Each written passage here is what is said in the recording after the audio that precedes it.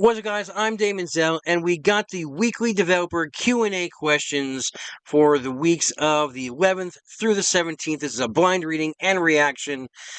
Let's talk about it.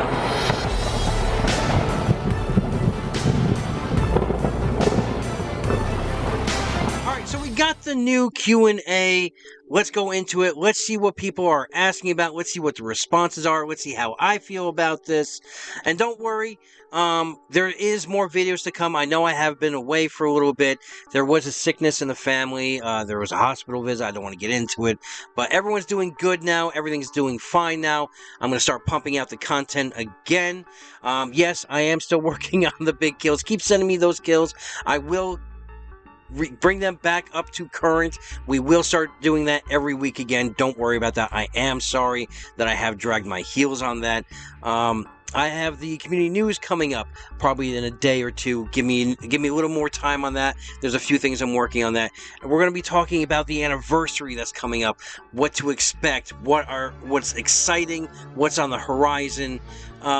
Basically everything like that, but let's get into why you're here today. Let's talk about the Q&A questions. The first question up is, do you plan on bringing back the Crimson Harvest event where we get the boxes that hold the faction war bubbles like we did in the first one when the game was launched? Now, this is a fantastic question, and this is a question we have actually been asking every single year. Actually, months and months on end every single year, because they don't seem to want to bring this back. We love this event. The community loves this event. It was a fantastic event. It had something for everybody. It was open world.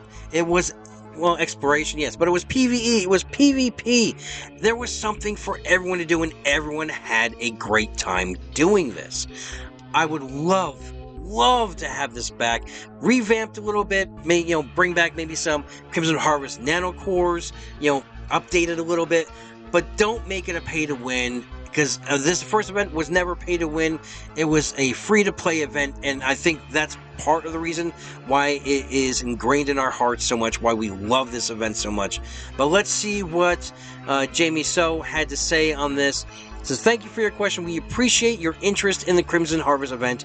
We will consider bringing back some past content at the appropriate time, but we cannot guarantee that it's going to be the Crimson Harvest event. Kind of basically the same thing all of us CC have gotten every time we've asked for it. And we've been fighting for you guys for this event. We all have been trying to get this event brought back. And it's just saddening to me. Like, here is something that the community wants, and you could monetize this a little bit. You could turn around like, we can sell some of the harder to win skins, you know what I mean, and make a buck or two, but it would still remain free to play, and you would still make some money off it. I don't see the harm in bringing this back. Let's move on before I get too upset on this.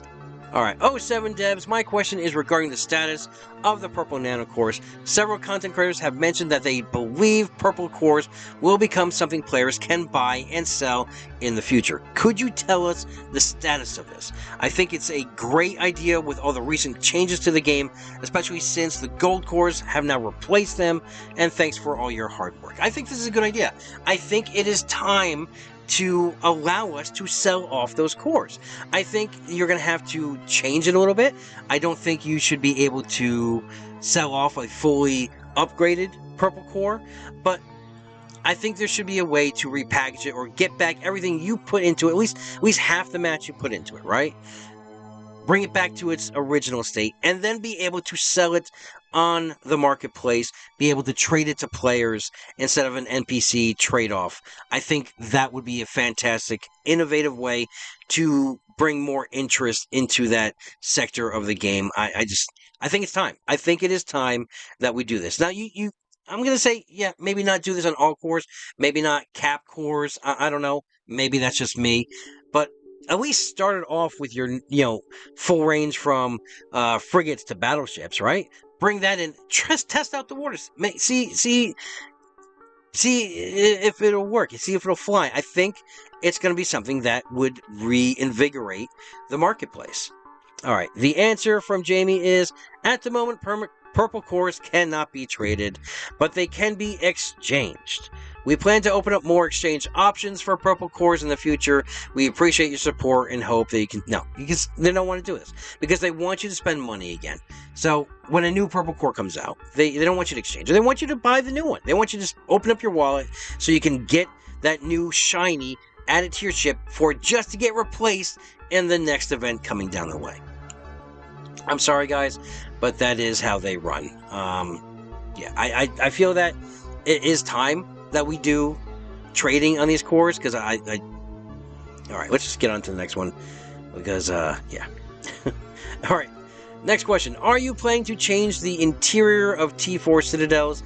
The current interior is very bland and for something special everyone worked hard to achieve. This gun goes back to when the devs said that they were going to bring in Citadel skins, right? It was something that we thought was cool. You know, as a content creator, to be able to basically customize your Citadel. I mean, you're flying through space, you know, all of a sudden you see a hot neon pink Citadel. I think that would be funny. I think it would be cool to have nanocores for Citadels, to give you additional anchor points, to give you additional bonuses for your Citadel. Yeah, I think... Do I think the interior should be changed? Yeah, I think the interior should change. If the exterior is changed, the interior should be changed as well, right? I mean, as is now, we tested on the Fulmination server, that test server, and you can't even spin a super. Like your other ships, how you can turn them around, look at all the angles, up, down, left, right, backwards, forwards on your ship, and instead, you can't do that with a super. You just got one view with the super inside there. Now, I'm not saying, you know, supers are the way to go. I'm just saying, at least add that functionality into it, right? But yeah, I think the inside should change a little bit. I would like to see, like, I like how when the Neon Bazaar or the Neon Rain event came on and you had those, the ITCs with all the lights, and I would love to see that on regular Citadels. So yeah, do I think the inside is a massive thing? No, it's not a massive thing. It'd be nice for the players, a little nod, but I think skins are the way to go. I think that would be something really fun for the community.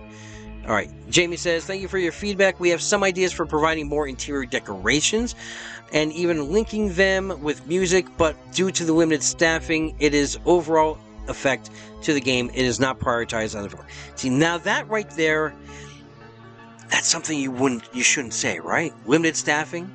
We have limited staffing. We can't do anything in the game because we don't have the staff to do it.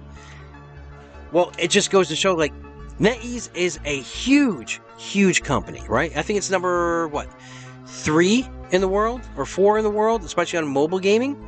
And as it was explained to me, I think Benzie goes into it in one of his videos. I know we talked about it in the content creator section, that... And I'm gonna say it like this. It's gonna come out a little bit raw, but it's kind of like Locusts, right?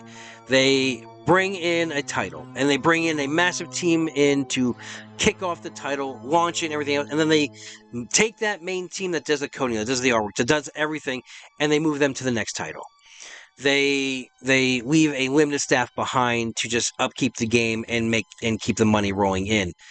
So, to say you have limited staffing is a little bit false. I mean, it's a little bit true, yes, because the main team has moved on, but it just goes to show if the overall company, NetEase, cared about its game, don't you think they would leave a fully functioning staff to take, to advance the game further, to make more money, instead of just grinding out the same thing over and over again?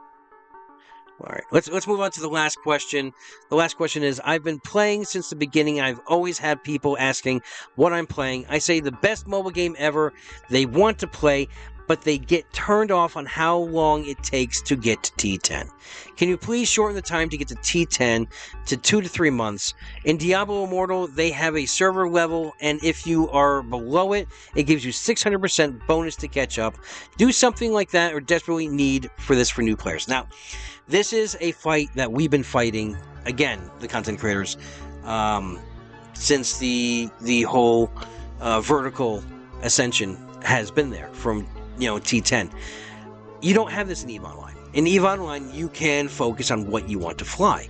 You don't have to be a specific tier level. You just have to have the necessary skill points and put it into that ship, that focus that you want to play. I think tier levels hurt the game. I think that these tech levels should be removed. They should either be, like this person says, scaled down so that it does take less time. I think they should add a catch-up mechanic for newer players getting into the game. But even in EVE Online, there's always need for new players. There's always need for tackle, right? In PvP situations. There's always need for scavengers. There's a need for every player to do something in the game. But yes, tech levels hurt the game. They should be vertical, not horizontal. It's not something that I understand they want to keep everything below tier 5 so you can't do anything.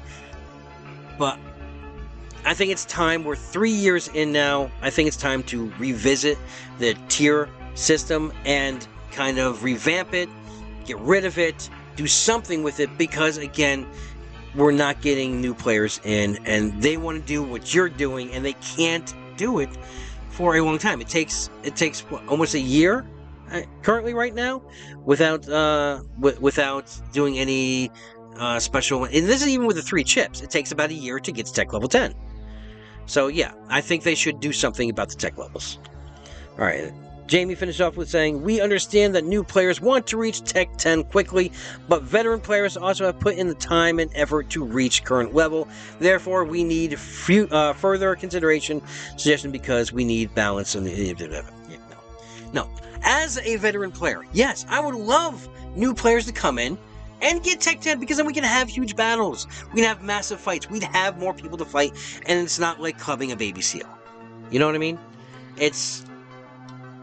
Yes, as a veteran player, did we put our dues in? Yes, but that's in every game. Every game is always evolving, ever changing, especially MMOs, right? You're not taking anything away from me if you're getting to tech level 10 first. If you're able to get to tech level 10 in 3 months and it took me a year to get there, I'm not going to hold that against you. I'm not going to get upset that you're able to do this and I wasn't, because I started playing 3 years ago. So, as a veteran, no, this would not bother me at all. So, if any developer, and I know you guys do not watch my videos, but if you do stumble on this video, as a veteran spokesperson for the community, no, we wouldn't mind new players being able to get to tech level 10 fast. We would welcome it. It would either add to our ranks, or it would give us something to shoot. So, that's my thoughts on this week's developer Q&A questions. I hope you guys enjoyed it. You know what I'm going to do, because I forgot to say this in the beginning of the video, but if you like my content, you're following along with my content, go ahead and give me a like, give me a subscribe, slap that subscribe button, ring that bell, share and like the video, and have a great week, have a great weekend, fly safe, and remember, we are always one vision, one purpose, one friend.